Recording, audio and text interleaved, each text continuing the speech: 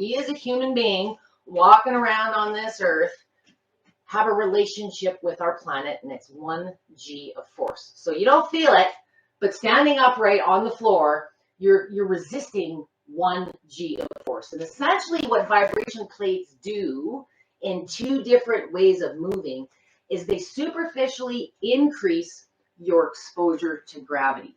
If you do any Googling on it or do a little bit of research, there's a number of benefits that we as receive in this relationship of exposing ourselves to gravity daily. The oscillating platform, you have frequency. So frequency is how many times per second the plate is moving you. On a vertical platform, it moves you this way, like hopping. So how the plate moves you is different. Oscillating is more of a natural movement. It mimics how we walk across the floor, but with less impact. And there are studies out there about this. Your body is ever being challenged to keep itself upright, and it's that balance and stability piece that it hands down has a huge advantage on. On oscillating, there's a little bit more to understand on the other factors. So frequency is how many times the plate is moving you side to side, or on a linear platform, up and down. The vast majority of machines being sold today, the frequency is represented in speed, but it does not mean speed 1 is frequency 1, and I'll touch on that here in a minute. On this plate in oscillating movement, this is a combo machine that has 3 different movement styles. Oscillating kind of moves you like that motion of walking. In the middle, if you bring your feet closer to the center, you're not moving as much. If you bring your feet wide, you're moving more. And there's this mentality that's developed where, you know, people get on these machines and they stand really tall, and you can feel everything shaking in here, so it must be doing something. The guy selling these machines will tell you, oh, it's bad, it's too much movement, look how violently it's shaking you. But if you listen to me first, and I was the first video you saw, and I said, oh, look how effectively it's shaking you. You know, there's all these seeds that are planted in our head about these machines. And first lesson with an oscillating plate is amplitude. There's also amplitude on a vertical plate. Amplitude is how much the plate is moving you each time. So if you're wide on an oscillating, you're moving more. If you bring your feet closer, you're moving less.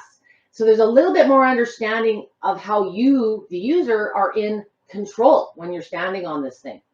The frequency or the speed of the plate on an oscillating plate, they are much lower or slower than their vertical counterparts because they move farther. On a vibration plate, your muscles can only move so far, so fast. And what combination of speed or frequency and your foot placement feels most comfortable or is your threshold is going to vary for every single person. It depends on the position that you're doing. And it really depends on your current experience using a plate. Verticals have faster frequencies. So the frequency range on an oscillating, best on the planet, is going to be up to about 30 or 35 hertz, meaning that's how many times per second it's moving. The amplitude is much larger, I mentioned, than the counterpart. So potentially this model, if you're like all the way out at the edges, you're moving about 8 millimeters. If you bring your feet closer to the center, you're more like 1 to 2. So you've got a range of amplitude. You decide how strong you want the movement based on foot position. You're always in control at oscillating. Oscillating always has variable amplitude because it's based on where you put your hands or your feet. On a linear platform, the frequencies are much higher. And many of you out there perceive, well, it must be better. Look at the frequency. It's double what it is on the oscillating. But here's the difference and why you can't compare these. You can't put these side by side and set them on the same speed and say one is better than the other, because one is not better than the other. They are different though. A higher performing vertical platform, you'll have a high and a low button. So what that does is it on this, on the oscillating, you're in control of how strong or how far it's moving. On a lineal plate, it's a high or low button. So for those of you that are using linear plates, you may or may not have this feature. It may be a preset number. So most of them, the consumer grade machines, anything being sold on Amazon, any home machines, typically have one preset amount. So you can change your settings with frequency, but you cannot change the amount of movement the plate is generating. That's a preset factor. In the medical grade, 2 millimeters on low and upwards of 4 on high.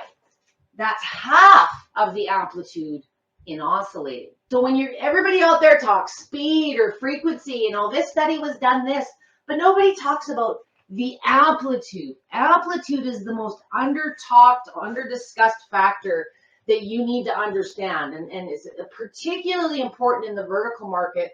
What has happened and why, in my opinion, after playing with these things as long as I have, there's lots of vertical style plates out there. There's some vertical feels more like what we would think of vibration, like you'd see from a massage gun, and it's because it's got higher speeds, but the amount of movement is less.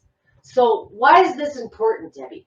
So when you're progressing with equipment, when you're training with equipment, the frequency of the machine and the amplitude combine to create what's called an overall G-force.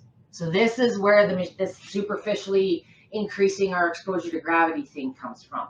Now, the average home machine in the oscillating world is going to be probably top frequency is about 15 to 16 hertz. They do not offer the frequency range that the medical grade do, and they also have a couple less zeros behind their price tag. The downside of research in both styles of plates is a lot of the research out there is done on machines that none of you are using or are capable of reproducing. But does that mean that because my machine doesn't have the same frequency or the same amplitude range as the research, that I'm not going to get better bones or I'm not going to lose 20 pounds?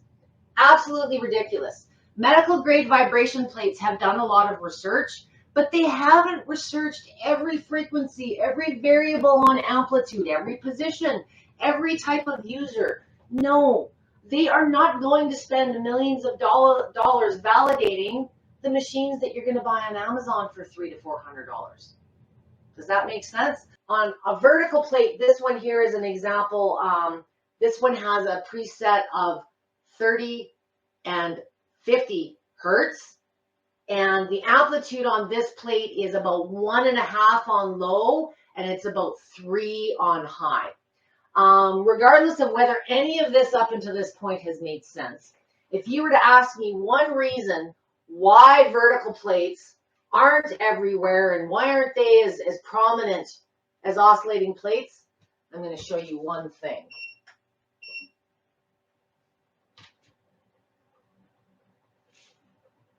A true vertical plate is not quiet. It's just the way that they are. So why doesn't Debbie do more sessions on her vertical plate? What? Maybe that helps you understand. That's what 3 millimeters of amplitude sounds like. The average home machine, vertical, is less than 1 millimeter of amplitude. They've watered the amplitude down to the point where it made it quieter and it felt better to the consumer, but the amount of movement has been reduced to the point where I personally have to question. There's therapeutic benefits, but you can't be making claim to a lot of the big benefits that the medical devices pushing 2 to 4 millimeters do. And what the amplitude does, think of your muscle and how far it's having to move and react to each movement. Well, 2 to 4 millimeters is a lot more movement than 1 millimeter or a half. Okay?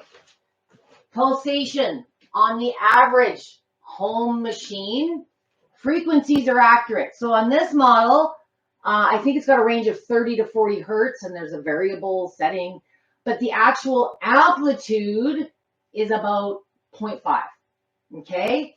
There's a lot of benefit to using a vertical plate. There's a lot of benefit to using an oscillating plate, and it's going to boil down to what you personally as a user feel more comfortable using. If you're looking for a recommendation as to where to start in this technology, I absolutely recommend oscillating. It doesn't have to be the biggest, fanciest model.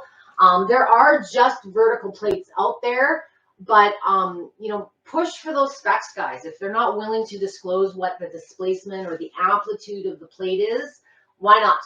Because I can't find that spec on many websites. I can find frequency. We're very proud to brag about the frequency, but I don't hear a lot about the amplitude.